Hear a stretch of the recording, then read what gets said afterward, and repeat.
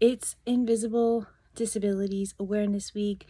Let's get ready together while I tell you some of my favorite books that have invisible illness representation. I, as a chronically ill girly with several invisible illnesses, this is something that's really important to me. Let's talk about some of my favorite books. Hi, Editing Dominique here.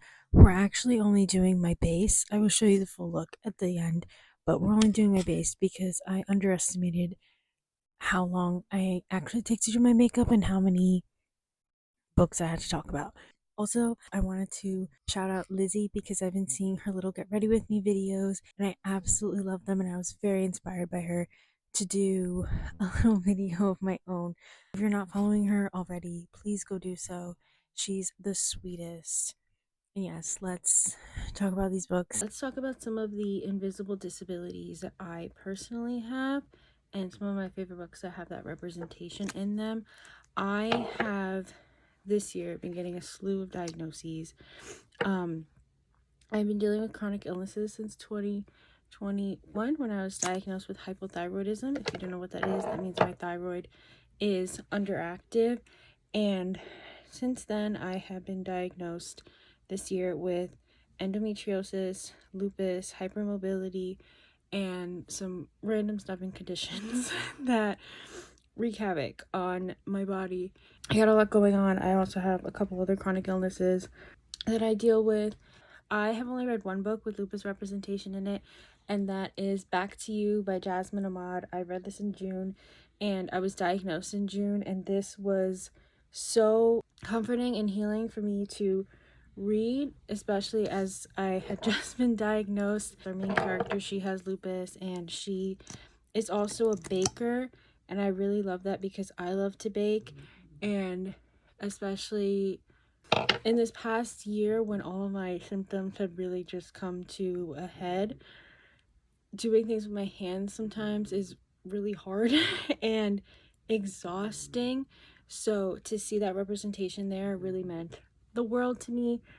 And she's also Puerto Rican, and there's a lot of Latina representation in that book, so highly recommend.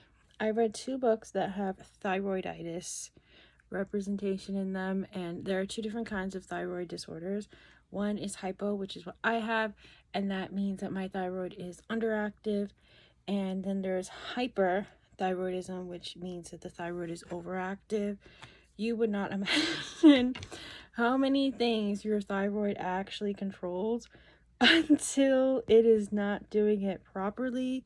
The fatigue was insane before I got diagnosed. I was sleeping like 16 hours a day and still feeling like this incredible fatigue, and like I now have been suffering more with chronic fatigue this past year, even though it was like under control a little bit for a while, but this year it's kind of flared up again, not because of my thyroid. We're still trying to figure that out. One of my favorites in this, Mickey Chambers Shakes It Up.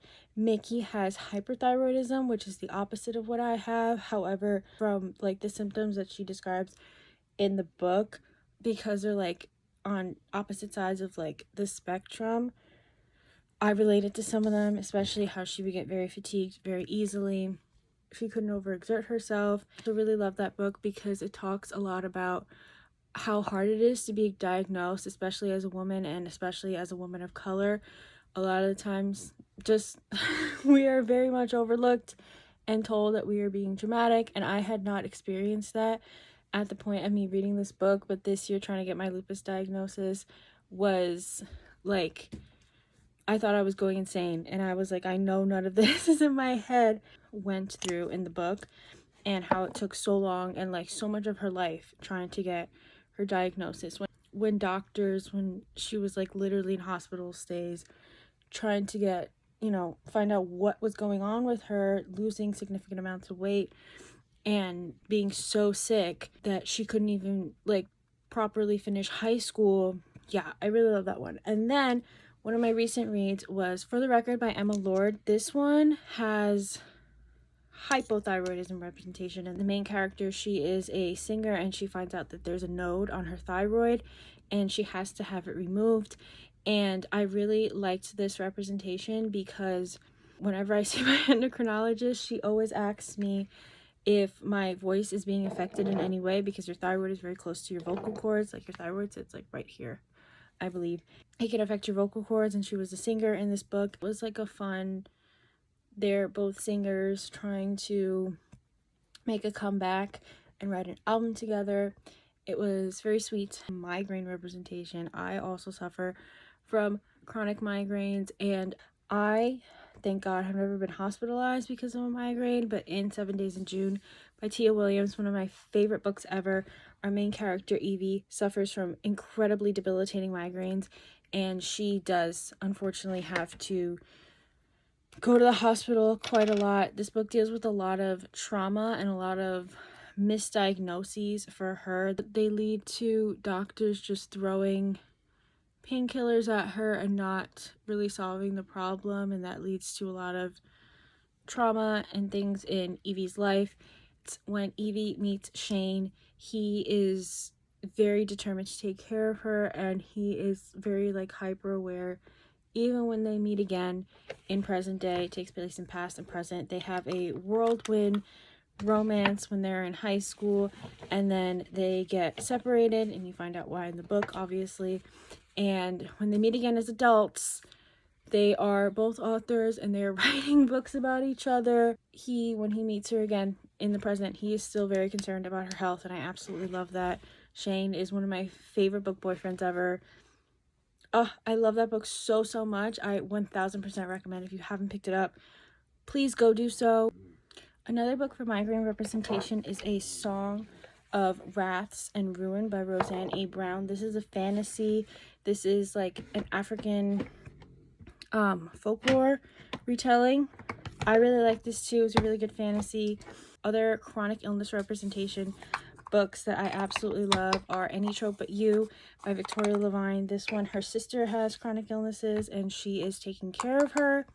And then PCOS representation, which for a while I thought I had PCOS before I was diagnosed with endometriosis, is The Curveball by Megan Cousins. Love this book, especially if you like baseball. The Fall of Whit Rivera, I absolutely love this. This is a perfect book for the fall. By the way, please go pick it up. Get a Life, Chloe Brown. She has fibromyalgia in that book. My doctor and I have talked about me potentially having fibromyalgia. So when I read this, it was nice to get that perspective. And it was so good, so funny. I had a great time. Last but certainly not least, one of my new favorites from this year is Behooved. In Behooved, our main character suffers from chronic GI issues. The condition isn't named because it's a fantasy. However, in the author's note, the author talks about how she used symptoms that she has with her celiac disease to like mimic what our main character goes through. Love that book so much. 10 out of 10 recommend. And I'm not ready yet, but if you have any invisible illness representation books, please leave them in the comments below. I'm always looking for more to read. And yeah, thank you for watching. Thank you for being here. I love you. Bye.